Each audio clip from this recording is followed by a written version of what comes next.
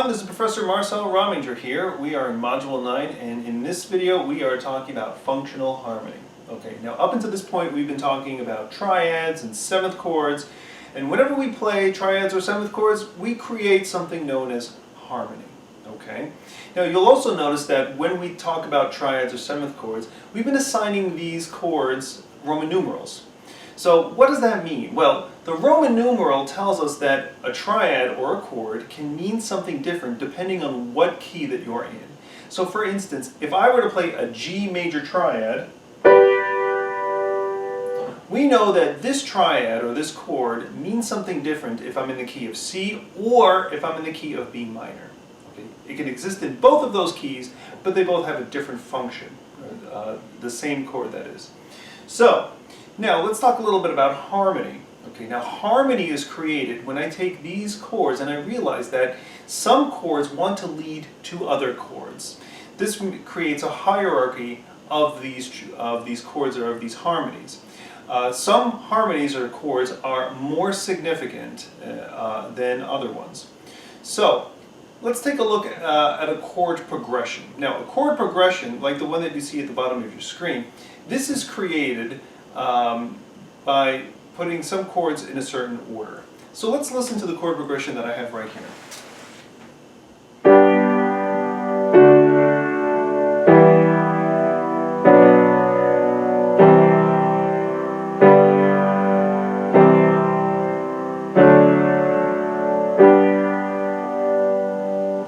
So some of you might recognize that chord progression, and maybe you've heard it before. One very famous use of this chord progression is in a piece called Pachelbel's Canon, written by Johann Pachelbel. It was written in towards the end of the 17th century, and it sounds like this.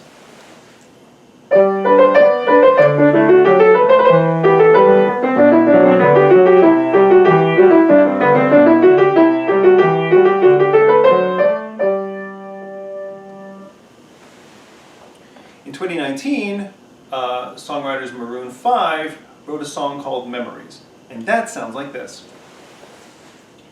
Here's to the ones that we got, cheers to the wish you were here, but you're not, cause the drinks bring back all the memories of everything we've been through. Toast to the ones here today, toast to the ones that we lost on the way, cause the drinks bring back all the memories bring back, memories bring back you.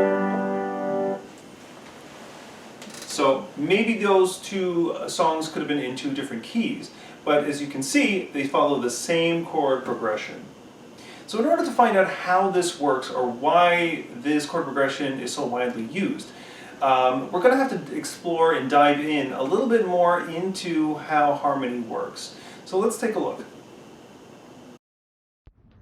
Okay, so let's dive right into functional harmony. Okay, now remember, please, before we watch this video, you have to have a good working knowledge about scales, triads, seventh chords, or inversions. So if you need to review those topics, please go ahead and do so before proceeding with this video so that you get a better understanding of what we're talking about here. Okay, so a little bit of a review. Do you remember when we sort of built triads based on a major scale? Well, this is what that looks like. All right, so here we have a triad based on every single scale degree. Now here's our Roman numerals. Now the Roman numerals are very, very important. We need those Roman numerals to tell us the relationship of those triads within that key. Okay? So even if I change the key and all the notes, well, a 2 chord in the key of G is going to have the same relationship to that key as a 2 chord in the key of C. Okay, so I went a little bit further and I assigned names to each one of these scale degrees or these triads. So for instance, the 1 chord is also known as a tonic, the 2 is known as a supertonic. We also have a mediant, subdominant, dominant, submediant, and a leading tone. All right, so let's talk about what this means for us. All right, we're going to first take a look at the first scale degree. All right, which is known as the tonic. So this is a triad based on the first scale degree. Since the first scale degree is pretty much the main note, this is the main chord. It's pretty hard to analyze or create a piece in G major without using a G major triad. So this is the most important harmony that you will find in any kind of key. in a major key. The next most important triad or harmony is the 5 chord, known as the dominant. Okay, so 1, 5. By the way, notice that sort of that 5 relationship. Yes, yes, Pythagoras, we see you. All right. Now, what happens is that all these chords are moving. All these different chords will move to the dominant. So we've got supertonic, mediant, sort of subdominant. All of those chords are now moving towards this dominant. Okay, they're all gravitating towards it. Now, the job of the dominant is to resolve to the tonic. So he has one job, and that job is to go to the tonic, which is the main chord.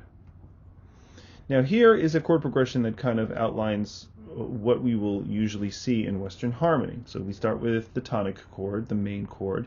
It moves to some kind of predominant chord, also known as maybe a predominant area.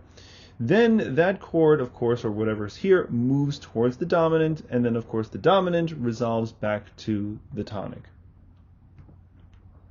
And here's an abbreviation of kind of how we see tonic, predominant, dominant, and tonic. Okay, here's something a little bit more elaborate.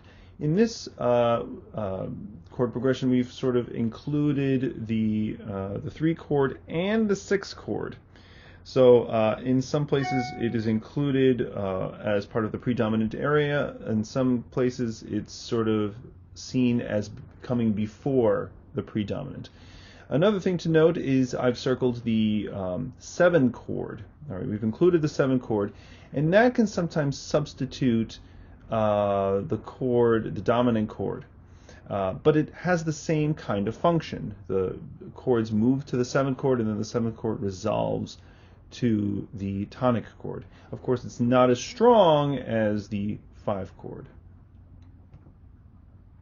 So here is would be in some textbooks considered the predominant area. Okay, so what happens if we switch to minor? Okay, so not much changes. I mean, the chords change, but the relationship still happens the same way. We have a predominant area. We want to move to a dominant, and the dominant wants to resolve to, instead of a major tonic, it would be a minor tonic. But one big problem does arise, and it has to do with this 5 chord. Notice that in natural minor, that 5 chord is a minor triad as opposed to a major triad. The problem is that that doesn't have the same kind of harmonic gravity or pull towards the tonic. Okay, so how can we fix this? Well, we change the scale. All right, remember, we can choose a different type of minor scale. In the harmonic minor, the 7th is raised. So that 7th is now sharped. That G is now sharped, creates a better pull towards the tonic chord, tonic note. What does that mean for the dominant? Well, when we create a dominant triad in harmonic minor, well, now we have a major triad. We have a major chord. This is going to create a much better pull towards the tonic. All right, so I've included an example over here. This is from a Beethoven theme and variations. Let's go ahead and listen to it.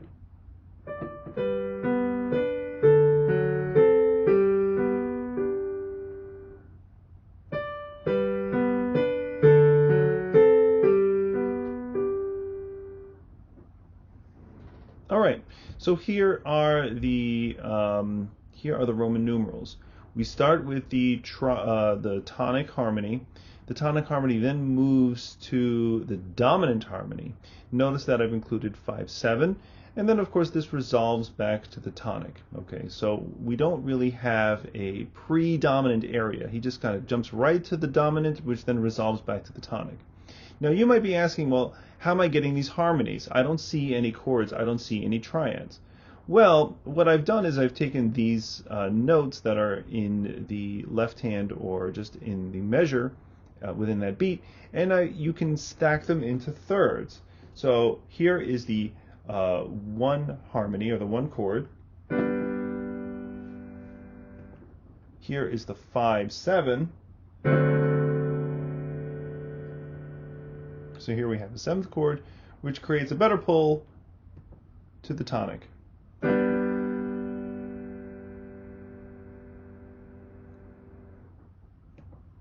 let's listen to it again now that we've done that initial analysis.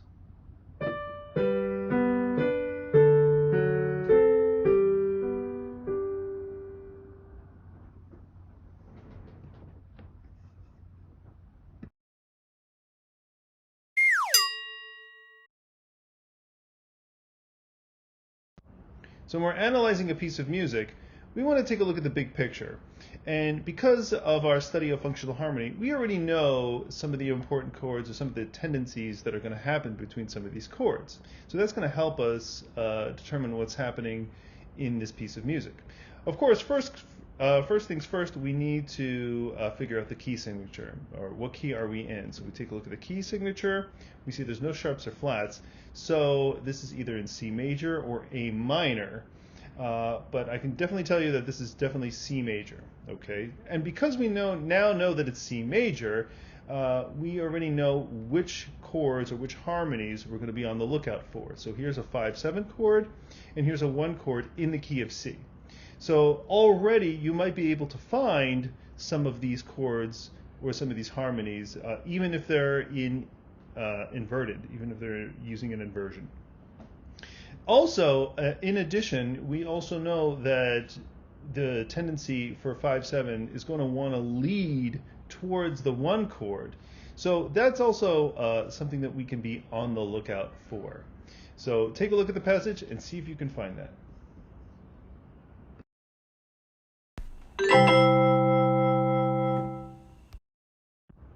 Okay, so now it's time for a quick check. So take a look at this triad that we have over here. By this time, you should be able to tell me that this is a G triad.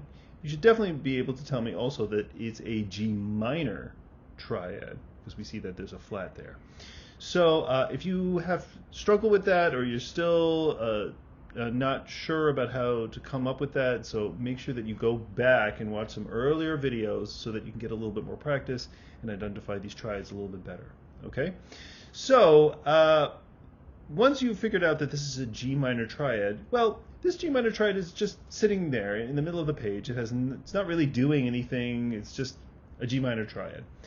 But once we take that B flat that's there, that flat, and we figure out that this is actually in the key of F major, and so we have the 1 flat. It could be in D minor, but let's say F major. Well, now this G minor triad starts to have a little bit more meaning, and we can even assign a Roman numeral to it. So this is based on the 2nd scale degree of the F major scale, so it gets Roman numeral 2. It's a lowercase 2 because it's a minor triad. So now that we've assigned this as a 2 chord, we can start to think about what would come after this. What would be an appropriate harmony to follow this this chord? So pause the video and see if you can come up with some possibilities. Not just the Roman numerals, but actually write down the chords or the triads on a separate piece of paper. Go for it. Okay, did you come up with some answers? All right. So one very strong possibility, of course, is to go to the 5 chord. All right, so the 5 chord is a C major triad. Another possibility would also be a 5/7, a major minor 7th chord. So that's a very strong and excellent chord to come after too. The other possibility would be a 7 diminished.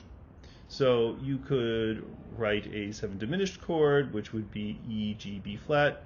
So it's an E diminished, which would be the 7th scale based on the 7th scale degree. So each of these would be very appropriate. Now you could also think about harmonies that would come after these chords, or you could also think about chords that would come before the 2 chords. So you can create a whole string of harmonies that would work well together. So if you do that, before you know it, you'll be composing like this guy.